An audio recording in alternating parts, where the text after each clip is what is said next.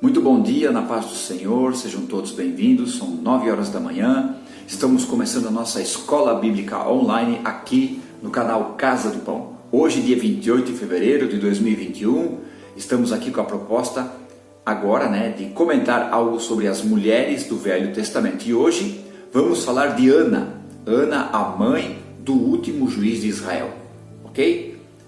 A história de Ana está ali relatada, uma parte da história, está ali relatada no livro de 1 Samuel, capítulos 1 e 2. E diz ali no livro de Samuel que ela era casada com Eucana, mas Eucana tinha outra esposa, a Penina. Então Ana dividia a atenção do seu marido Eucana com outra mulher, Penina. E eles moravam ali em Ramá. O texto diz que eles moravam em Ramataim, Zofim, nas montanhas de Efraim, mas também conhecida como Ramá. E de ano em ano, Eucana ia até Siló, onde estava o tabernáculo do Senhor. E ali ele sacrificava. Todo homem tinha que comparecer 3 vezes por ano no tabernáculo. Na festa do Pentecostes, na festa da Páscoa e na festa do tabernáculo, dos tabernáculos, ok? Então eles iam sempre lá todo ano. E ali Eucana levava o seu sacrifício e ele, juntamente com os sacerdotes que consumiam aquele sacrifício, eles também consumiam junto. Era um momento de comunhão entre os sacerdotes de Israel e o povo de Deus que ali sacrificava.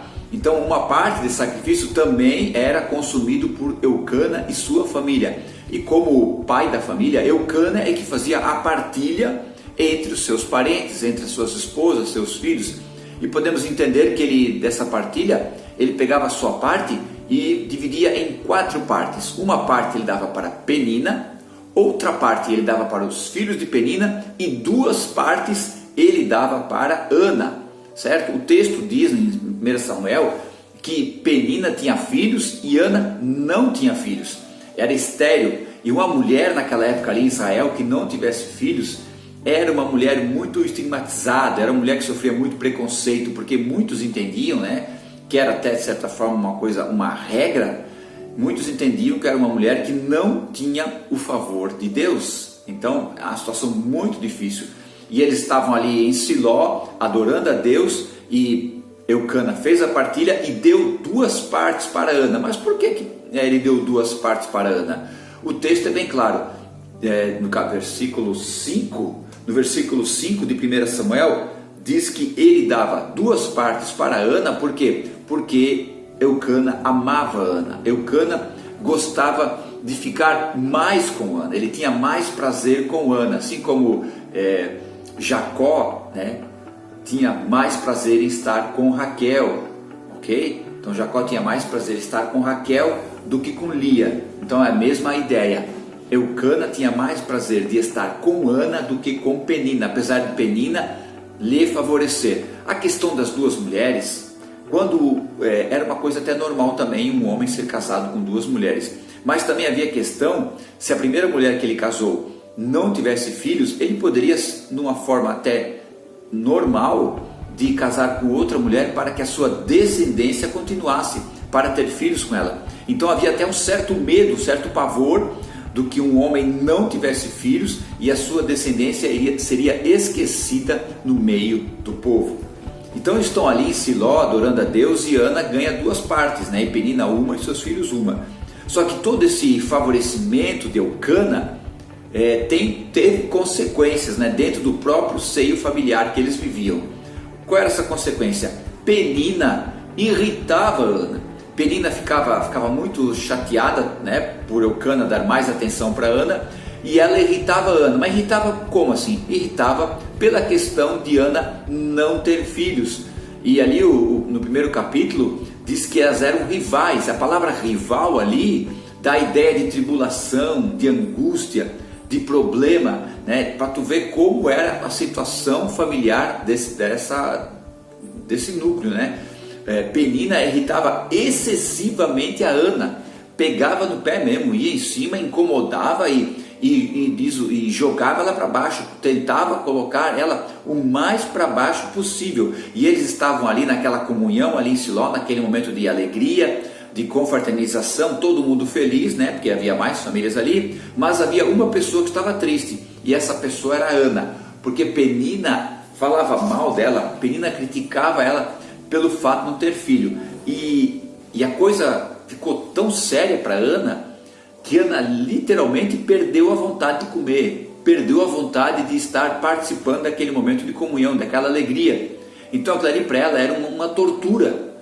Enquanto para muitos que estavam ali, para todos que estavam ali, era um momento de alegria, de felicidade, para Ana era uma tortura, porque ela se sentia muito mal, ela se sentia muito triste, porque não tinha filhos e porque a outra companheira do seu marido, a outra esposa do seu marido, a criticava veementemente. Então Ana ficou muito para baixo, ficou muito depressiva. E o próprio Eucana, vendo toda essa situação, tentou consolar Ana. Acompanhe comigo 1 Samuel capítulo 1, versículo 8. Então Eucana, seu marido, lhe disse: Ana, por que choras? E por que não comes? E por que está mal o teu coração? Não te sou eu melhor que 10 filhos? Está vendo, gente? Eucana, ele conhecia, sabia de toda a situação, ele sabia o que estava acontecendo, ele via. Talvez ele não escutava, mas ele via, ele sentia, porque ele convivia com essas duas mulheres. Então ele via que a relação entre as duas não era amistosa. Ele sentia que Penina realmente colocava Ana para baixo, pelo fato dele falar para ela: Ana, não sou eu melhor do que 10 filhos? Até alguns comentaristas dizem que Penina tinha 10 filhos pelo fato de Eucana citar isso, né? Não há uma certeza, mas podemos entender através dessa palavra de Eucana que Penina tinha muitos filhos, né? Talvez 7, 8, alguma coisa nesse sentido, né? Então Eucana está querendo consolar, mas não adiantava. Não adiantava, gente. Por mais que Eucana quisesse consolar a Ana, por mais que Eucana quisesse ajudar a Ana, ele não conseguia. É algo que só Ana estava passando, só ela estava passando por isso. E é verdade. Tem momentos na nossa vida que é coisa que é nós que vamos passar. Por mais que as pessoas queiram ajudar, por mais que as pessoas queiram nos consolar, por mais que as pessoas queiram nos fortalecer, isso é louvável, isso temos que tentar fazer quando você estiver nessa situação. Temos que aceitar e entender o que as pessoas querem nos ajudar. Isso é louvável. Mas tem coisa que nós vamos ter que passar sozinhos, gente. Tem coisa que é só nós e Deus, né? O próprio Jesus disse: quando orares, entra no teu quarto e teu pai que vê o secreto te recompensará. Então é você e Deus.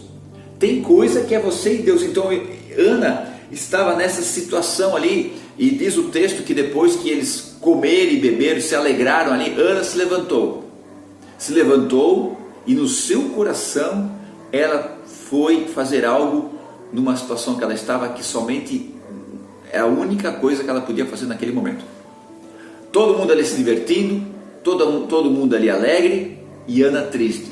Então ela se levanta, depois que comeram e beberam, e vai fazer algo que somente Deus poderia ajudá-la.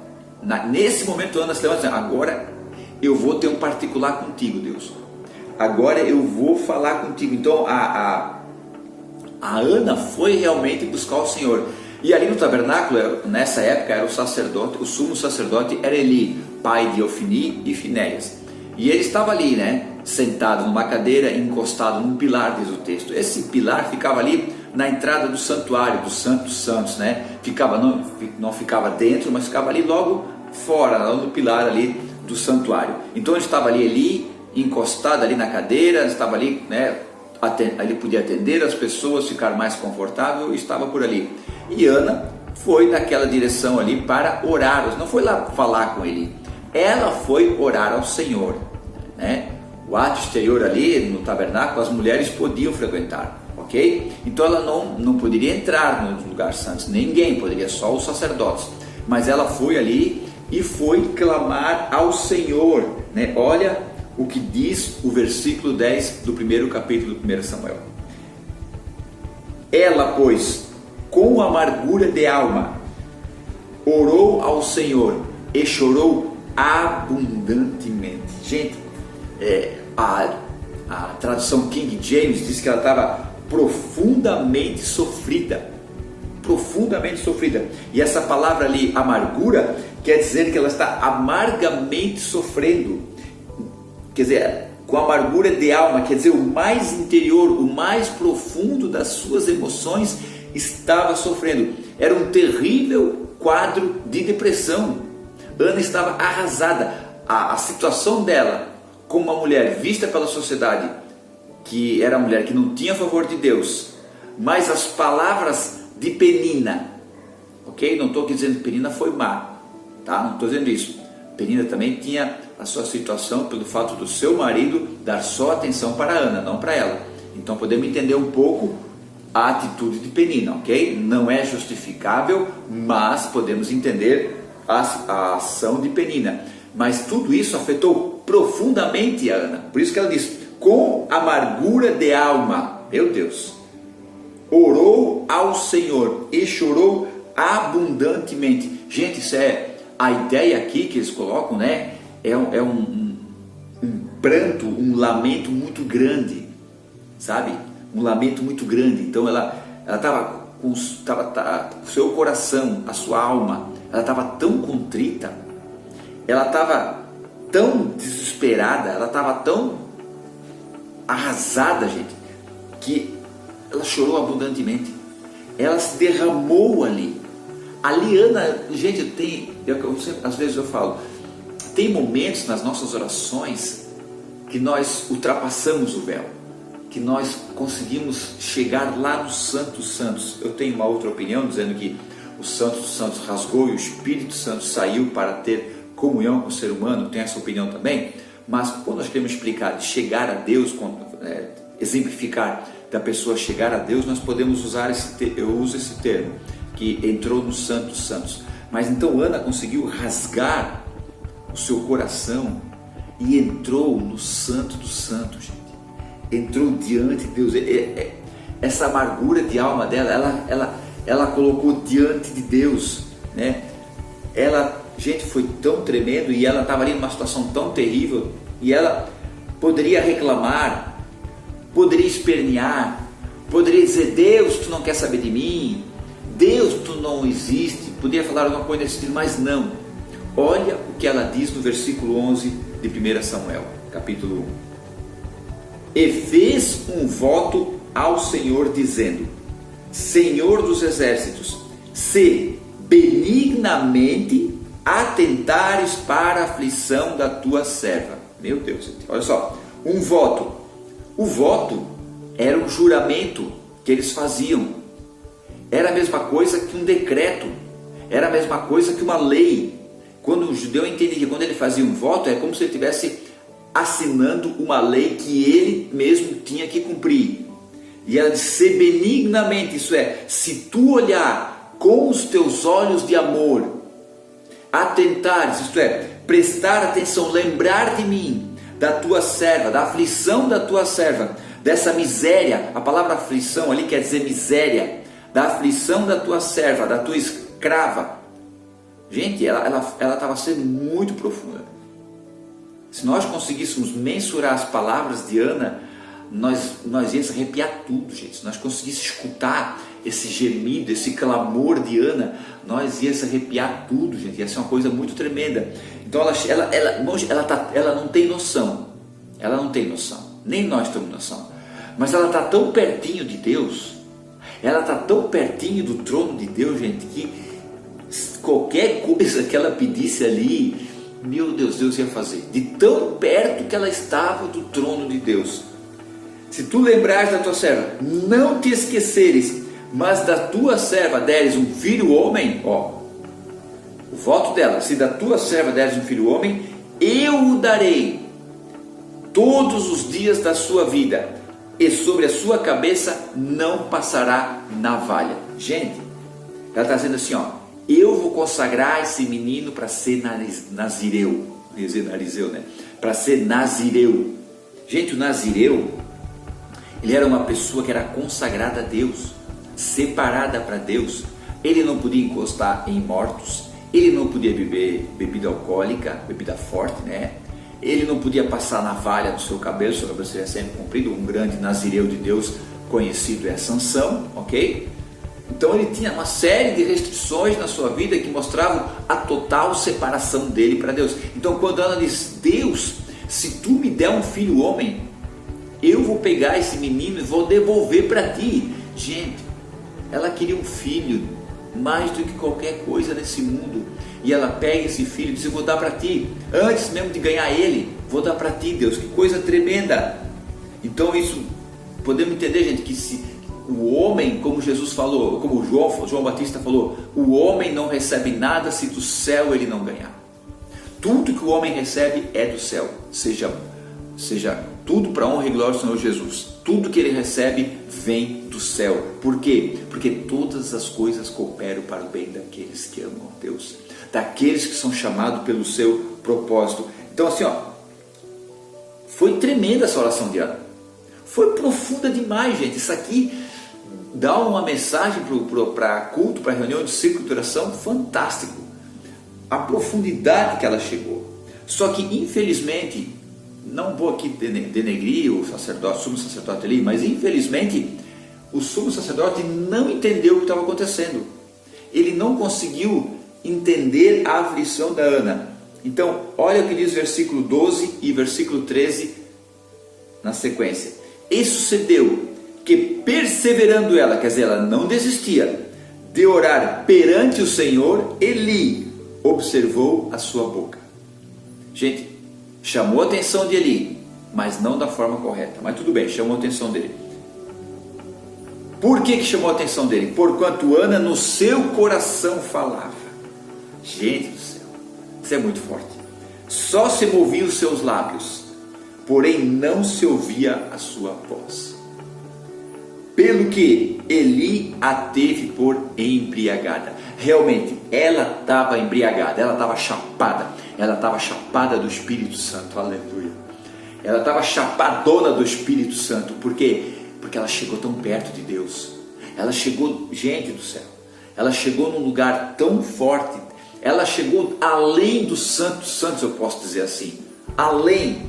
Só que Eli, não entendendo nada, ele ainda pegou e falou para ela, ainda criticou ela. Versículo 14, e disse Eli: até quando estarás tu embriagada? Aparta-te de ti o teu vinho.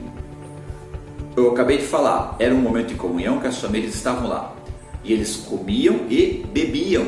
Então Eli, isso é um pensamento meu, talvez Eli pensou que ela tivesse ingerido vinho ali naquela comemoração, vinho demais naquela comemoração. Onde que ele achou que ela estava embriagada? E ela estava mesmo. Eita glória, aleluia. Mas aí a Ana responde para o sacerdote com todo o temor de Deus que ela tinha. Ela, para começar, ela não foi reclamar com Deus, ela foi falar com Deus, ela foi rasgar sua alma, o seu coração, o seu ser perante Deus. O homem de Deus, o representante máximo de Deus na terra, que era o sumo sacerdote ali, não entendeu o que estava passando por ela. Por quê? Porque era ela e Deus, tá, gente? Era ela e Deus. Mas a Ana, com todo o temor de Deus, entendendo a situação, olha o que ela respondeu para o sumo sacerdote. Versículo 15. Porém Ana respondeu: não, Senhor meu, eu sou uma mulher atribulada de espírito. Nem vinho, nem bebida forte tenho tomado.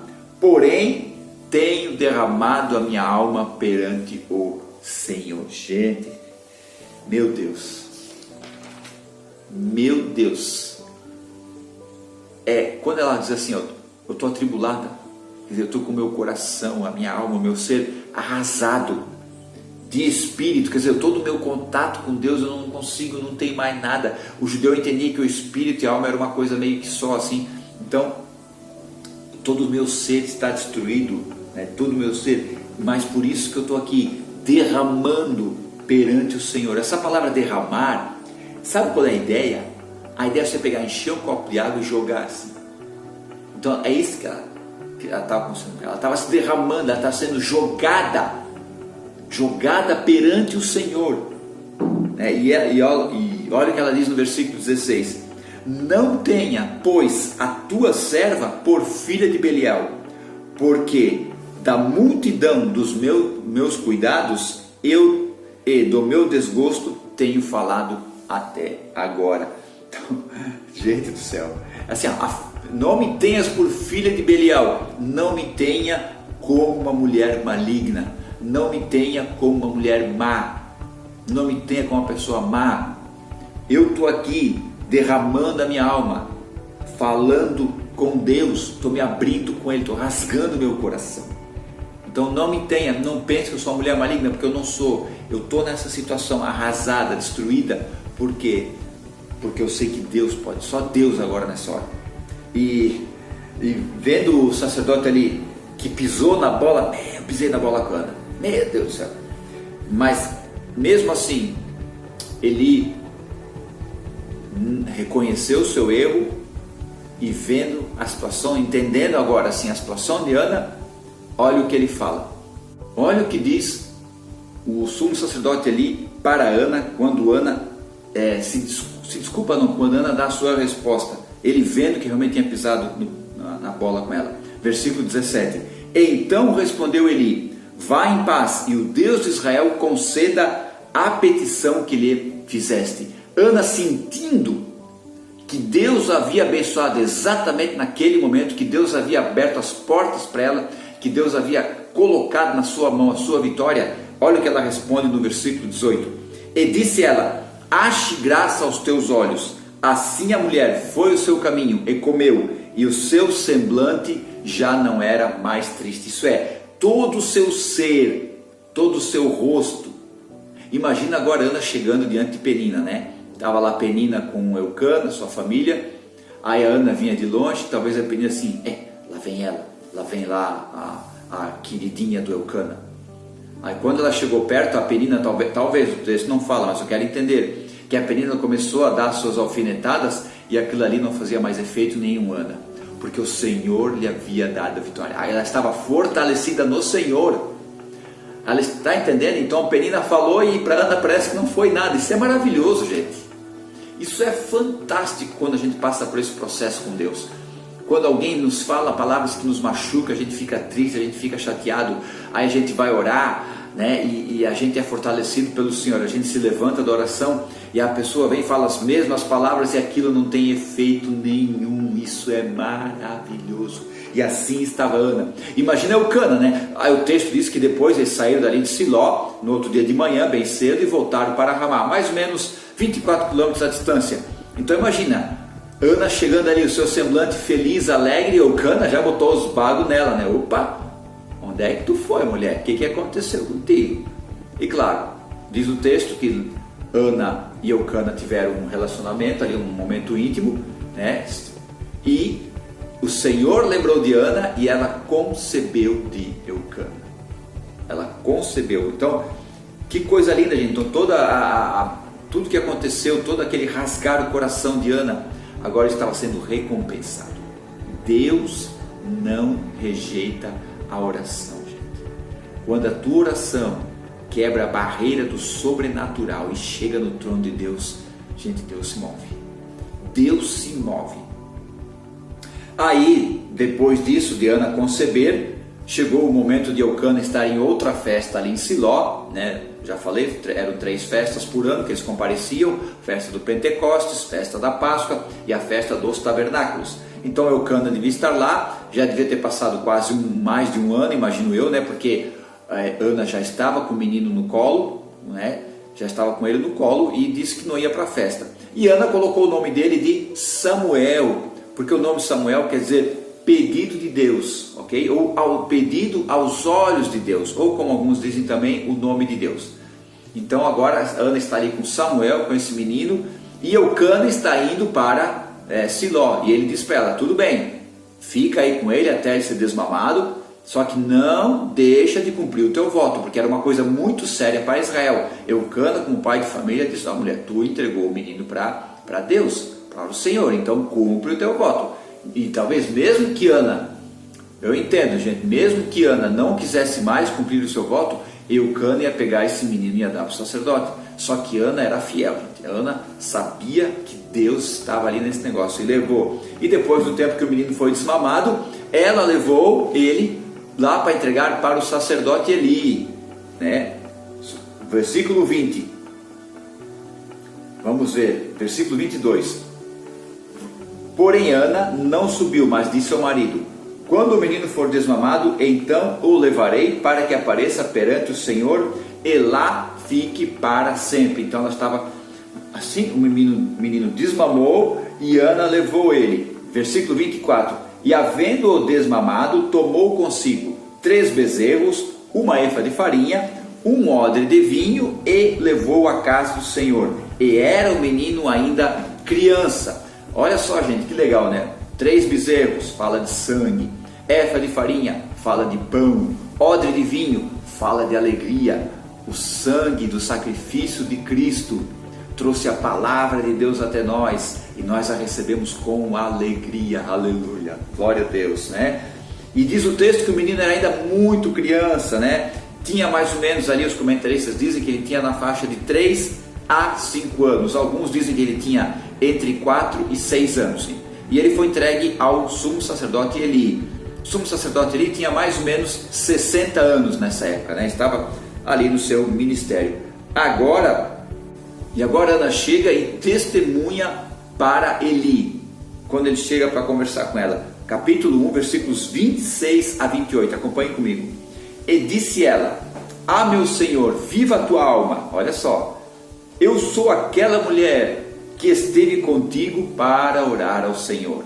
27, por este menino, ela mostrando assim, esse menino, talvez com a mão na cabeça, por este menino eu orava e o Senhor atendeu a minha petição que eu lhe tinha feito.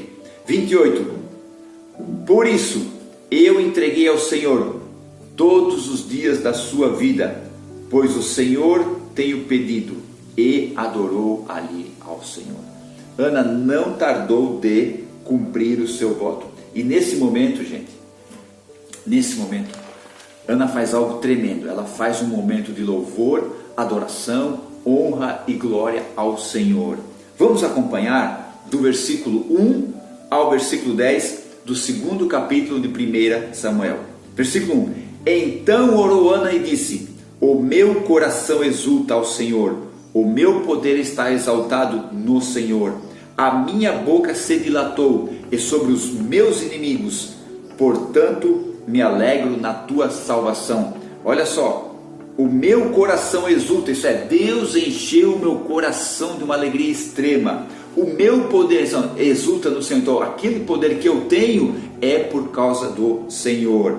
Versículo 2: Não há santo como o Senhor, porque outra rocha fora de ti não há como nosso Deus. Outra rocha, outra base que dá sustentação, outra base que nos dá firmeza, não há como o Senhor. Versículo 3: Não multipliqueis palavras de altivez, nem saiam coisas arrogantes da vossa boca. Isso é, não contem vantagens, não sejam orgulhosos, porque o Senhor é porque o Senhor é o Deus de conhecimento, quer dizer, Ele sabe todas as coisas, e por Ele as obras são pesadas na balança. Deus é o justo juiz. Versículo 4: O arco dos fortes foi quebrado, quer dizer, aqueles que se achavam os bonzão se deram mal, e os que tropeçavam foram cingidos de força. Aqueles que estavam fracos, desanimados, caídos, Deus os levantou. E olha o versículo 5: Os fartos se alugaram por pão, quer dizer, aqueles que tinham muito agora têm que trabalhar por comida. E cessaram os famintos. Até a estéril deu luz a 7 filhos, e a que tinha muitos filhos enfraqueceu. Ana já está profetizando sobre a sua própria vida. Depois nós vamos falar sobre isso. Versículo 6: O Senhor é o que tira a vida e a dá, faz descer a sepultura e a torna subir. 7: O Senhor empobrece e enriquece, abaixa e também exalta. Deus faz o que Ele quer, quando Ele quer, do jeito que Ele quiser, e ninguém tem nada a ver com isso. Aleluia. Versículo 8, olha só que incrível. Levanta o pobre do pó, desde o monturo, do lixo, exalta o necessitado, para fazer assentar entre os príncipes, quer dizer, honra, fala de honra, e para fazer herdar o trono de glória. Porque do Senhor são os alicerces, toda a base é no Senhor. E assentou, porque do Senhor são os alicerces da terra, tudo está baseado no Senhor. Ele assentou sobre o mundo. Versículo 9: Os pés dos seus santos guardará, aqueles que foram separados para Ele. Porém os ímpios ficarão mudos nas trevas, porque o homem não prevalecerá pela sua força. a nossa força vem do Senhor. Versículo 10: os que contendem com o Senhor serão quebrantados. Os que lutam contra Deus não vão dar em nada, como Jesus falou para Paulo. Paulo, duro é recalcitar contra aguilhões. Paulo, duro é dar soco em ponta de faca. O Senhor julgará as extremidades da terra e dará força ao seu rei, e exaltará o poder do seu ungido, do seu escolhido. Aleluia.